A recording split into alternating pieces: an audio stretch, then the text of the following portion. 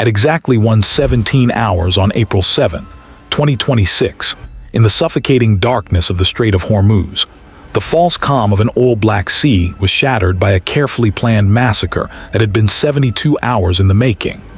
The USS Tripoli LHA-7, a 45,000-ton amphibious assault ship operating as a de facto light carrier under Operation Epic Fury, was steaming at 14 knots through the 21-nautical-mile-wide throat of the strait.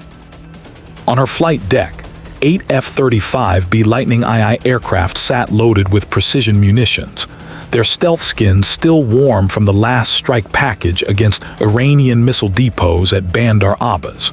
The crew of 1,100 sailors and Marines believed the most dangerous phase of the transit was behind them. They were wrong. At that same moment, 9 miles to the north, the Iranian Fateh-class submarine Kawsar, a 527-ton coastal hunter built specifically for the shallow, thermocline-rich waters of the Persian Gulf, silently pivoted its bow toward the Tripoli's course. For 71 hours, the Kawsar had been lying in ambush at 58 meters, tucked beneath a false acoustic layer created by the temperature differential between Gulf surface water and the deep cold channel running along the Omani Shelf. Its hull, coated with a second-generation anechoic tile compound developed with Russian assistance, had absorbed every active sonar ping from the U.S. destroyer screen above.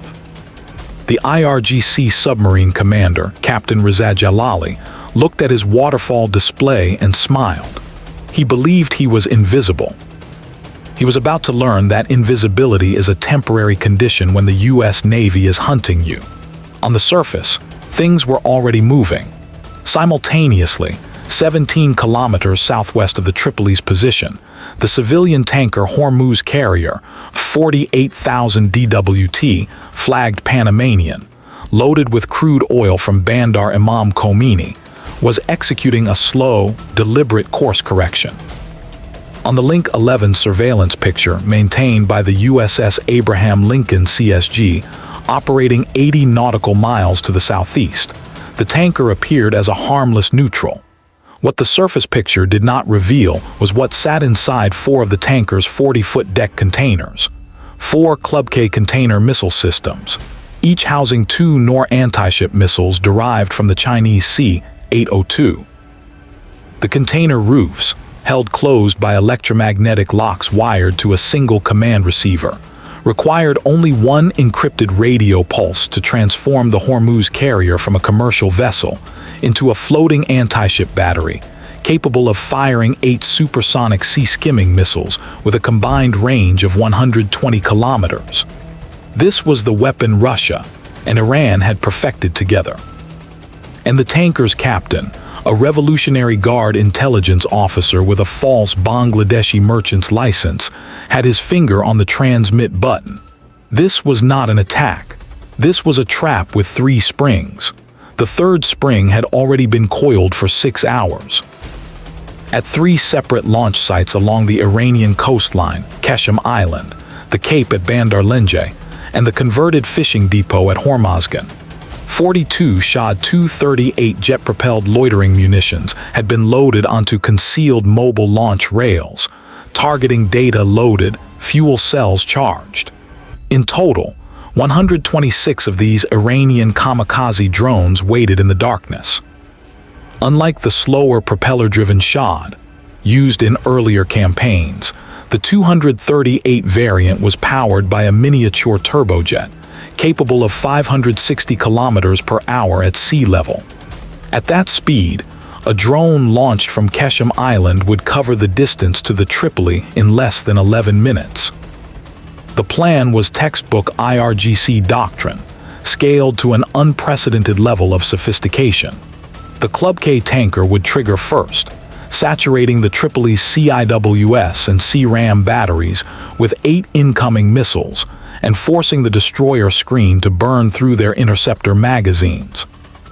In the 30-second window of the CIWS engagement, the Kawsar would fire 2 DM-2A-4 Seahawk torpedoes, German-design export variants, licensed under a pre-sanctions procurement agreement, at a targeting solution already locked from passive sonar tracking.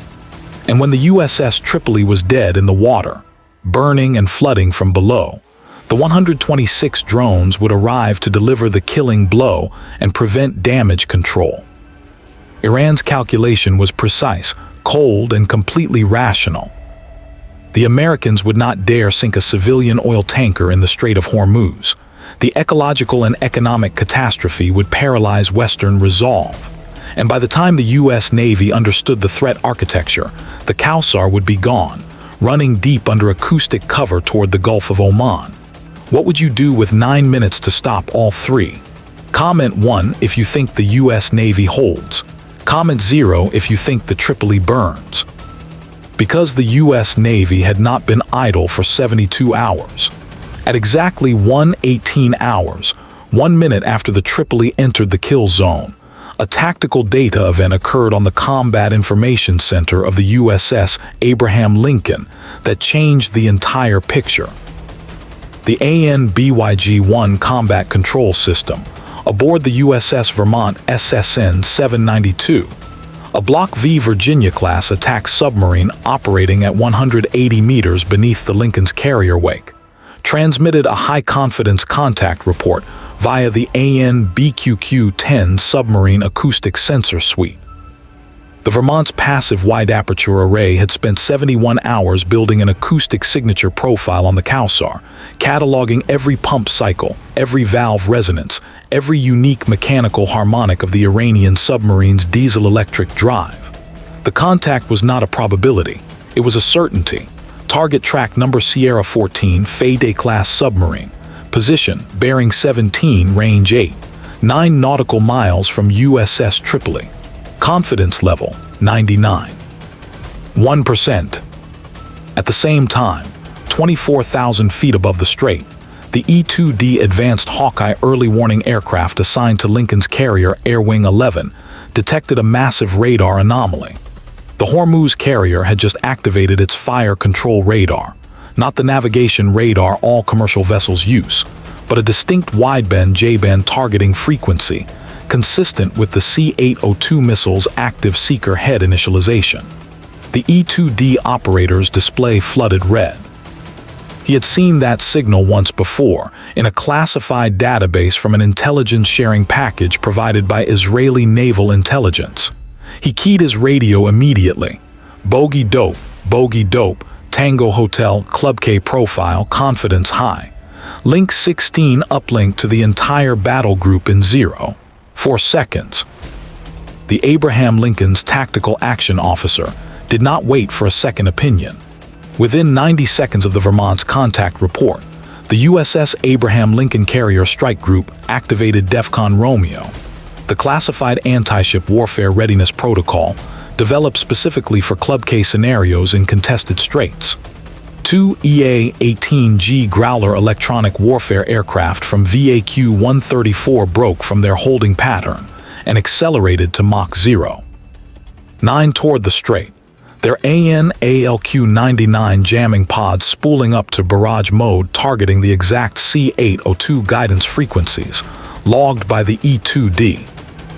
Simultaneously, 4 FA-18F Super Hornets armed with AGM-88E AARGM anti-radiation missiles dropped to 500 feet and went supersonic, positioning for a simultaneous time-on-target strike on the 3 Shad launch sites. Coordinates already loaded from SIGINT intercepts gathered by the RC-135V rivet joint that had been orbiting the theater since 2300 hours. The USS Tripoli was not told to turn. She was told to go to general quarters and trust the system. At 1:21 hours, the EA-18G Growlers arrived on station. In a 4.7-second burst, the AN/ALQ-99 pods executed a precision frequency domain attack, transmitting a spoofed command signal on the encrypted IRGC Naval Communications Band. A signal derived from intelligence gathered during a classified intercept operation months earlier. The encrypted pulse that reached the Hormuz carrier's command receiver did not say fire. It said abort, system fault, safe weapons.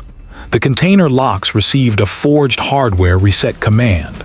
The IRGC officer on the bridge screamed at his panel as his launch console flickered, displayed a system fault code, and locked out. He had 4 seconds to realize what had happened before the Growler's HPM pod sent a 2-megawatt microwave pulse directly into the ship's antenna array, frying every communication system above deck. The Club K launchers never opened. The Hormuz carrier was neutralized before it fired a single missile. Not a single round expended. 8 nautical miles to the north, the situation was infinitely more dangerous. At 1:22 hours, the Kawsar's passive sonar operator reported that the Tripoli's acoustic signature had shifted, a slight increase in shaft cavitation, consistent with speed increase. Captain Jalali interpreted this as evasive maneuvering. He made the decision that would define the next 4 minutes. He ordered tubes 1 and 2 flooded. The hatch seals on both forward torpedo tubes opened with a hydraulic hiss that the Vermont's wide aperture array registered as a transient acoustic event, the unmistakable sound of a Type 214 derived tube pressurizing. On the Vermont's tactical display, Sierra 14 had just gone weapons hot. Commander Sarah Whitfield, commanding officer of the USS Vermont, had anticipated this moment for 2 days. She did not need authorization from Lincoln. Under the existing rules of engagement for Operation Epic Fury, a submerged Iranian contact with weapons hot and bearing solution on a U.S. surface combatant constituted an imminent threat requiring immediate defensive action. She spoke 4 words to her weapons officer. Tube 1. Set. Fire. The Mk-48 ADCAP Block 1B torpedo launched from the Vermont's Tube 1 at 45 knots, running on passive home mode. The Kawsar was 9 nautical miles away.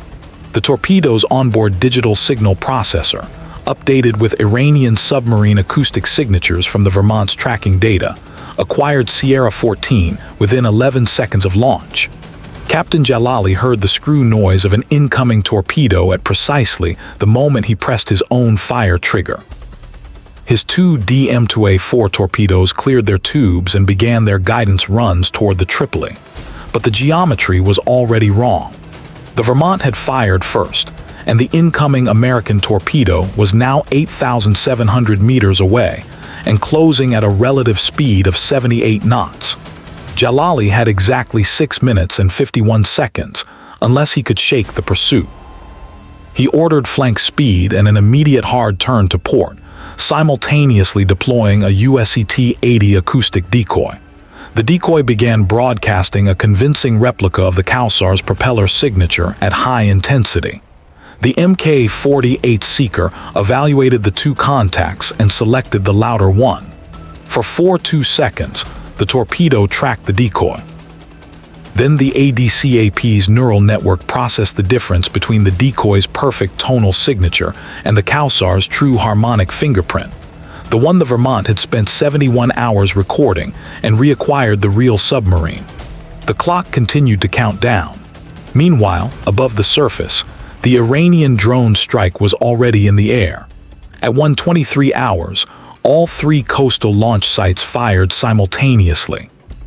126 Shad 238 turbojet drones rose into the night sky, forming 3 tight formations at 300 meters altitude before dropping to sea level to execute the terminal attack run. They covered the horizon in every direction. At 560 kilometers per hour, they were less than 10 minutes from the Tripoli. On the Lincoln's E-2D, the radar picture looked like a swarm of hornets pouring from a broken nest. The tactical action officer activated the NIFCCA, the Naval Integrated Fire Control Counter-Air System, linking every radar and missile battery in the strike group into a single firing solution network. The USS Lake Champlain CG-57, the Lincoln's Ticonderoga-class cruiser, began stepping through standard Missile 6 engagements against the outer drone ring at 70 kilometers. The USS Michael Murphy DDG-112 activated its SCWIP Block 3 electronic warfare suite, creating a bubble of GPS and data link jamming that began degrading the drone formation's terminal guidance. 31 of the 126 shots flew out of formation and began spiraling erratically as their INS systems lost navigational reference. 95 remained. Time to impact, 7 minutes. The F/A-18FS arrived over the launch sites at 1:24 hours and began their AGM-88E loft attacks, each missile autonomously homing on the active radar emissions from the Iranian command and control vans still transmitting targeting updates to the drone swarm. At Bandar Lenje, the IRGC commander had 30 seconds of warning before 4 harms arrived simultaneously and detonated across his launch infrastructure in a cascade of orange fire that lit the coast for 11 kilometers. The transmitters on Keshem Island went silent 4 seconds later.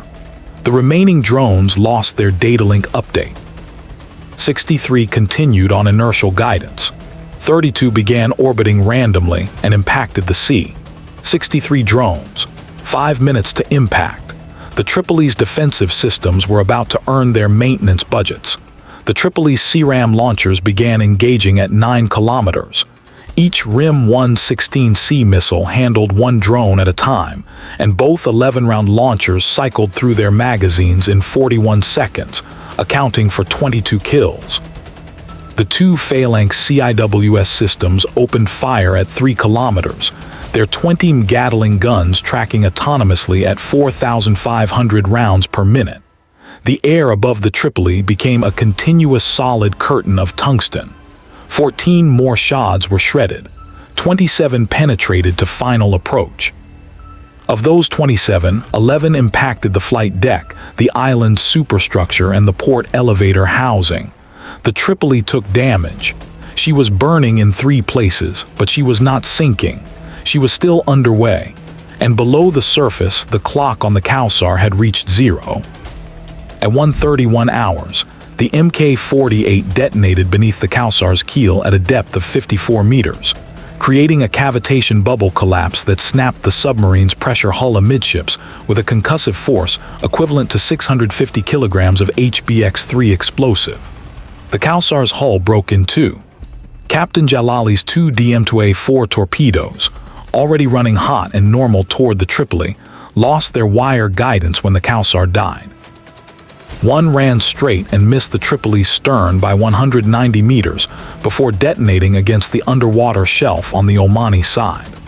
The second torpedo entered a circular search mode and was detected and evaded by the USS Decatur DDG-73, which activated its SLQ-25 Nixie towed torpedo decoy and watched it follow the false signature into empty water. The USS Tripoli had taken 11 drone impacts, suffered 43 casualties, 11 of them fatal, and sustained significant damage to her air operations capability. But she did not sink. She was already receiving damage control assistance from the USS Arlington, and her remaining F-35Bs were being rerouted to the USS Lincoln. The IRGC's most sophisticated operation in the history of the Islamic Republic had failed, but the mission was not over. Signals intelligence from the NSA's Theater Collection Cell in Bahrain intercepted a burst transmission from inside Bandar Abbas 30 minutes after the battle. The transmission was encrypted with a system the NSA had cracked 3 weeks earlier. It confirmed what the Pentagon had suspected. The Club K container system aboard the Hormuz carrier had been personally approved by the IRGC Quds Force commander, operating from a hardened command facility beneath the Port Authority building in Bandar Abbas, 340 meters underground. He was transmitting from there right now. The order came from the Oval Office at 2:18 hours. SEAL Team 6, prepositioned for exactly this contingency aboard the USS New York LPD-21, was given the green light for Operation Ember Tide. 4 MH-60R Seahawk helicopters, flying at 40 feet above the wave tops with all lights off, crossed the Iranian coastline 7 nautical miles east of Bandar Abbas at 2:47 hours. 24 operators from DEVGRU descended onto a rooftop access point, precisely identified by a CIA ground asset 12 hours earlier. The breach team moved through 5 levels of the Port Authority building in 4 minutes and 20 seconds, encountering and neutralizing 8 IRGC security personnel. The objective: the Quds Force Commander, his communications gear, and the operational planning server containing the complete architecture of Iran's asymmetric naval warfare doctrine, was secured at 2:52 hours. The MH-60RS were back across the coast at 3:04 hours with 0 American casualties. The Strait of Hormuz reopened to commercial traffic at 600 hours under U.S. Navy escort. But that night, beneath the oil-black surface of the Persian Gulf, the wreck of the Kawsar settled into 68 meters of silt, a steel grave for the men who believed that ambush was a substitute for technology. And somewhere in the encrypted communications flowing between Tehran and Moscow, a single admission traveled across the satellite links.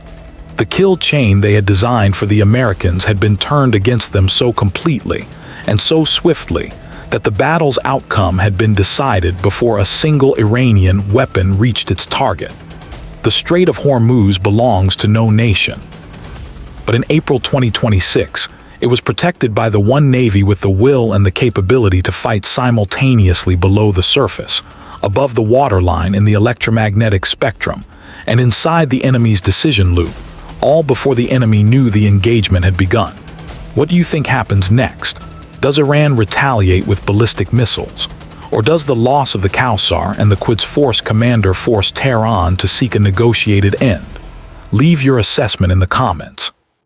If this tactical breakdown showed you how the modern U.S. Navy fights across every domain simultaneously, hit that like button and subscribe, because the next classified file on Operation Epic Fury goes even deeper. We'll be unlocking it very soon. Thank you for watching.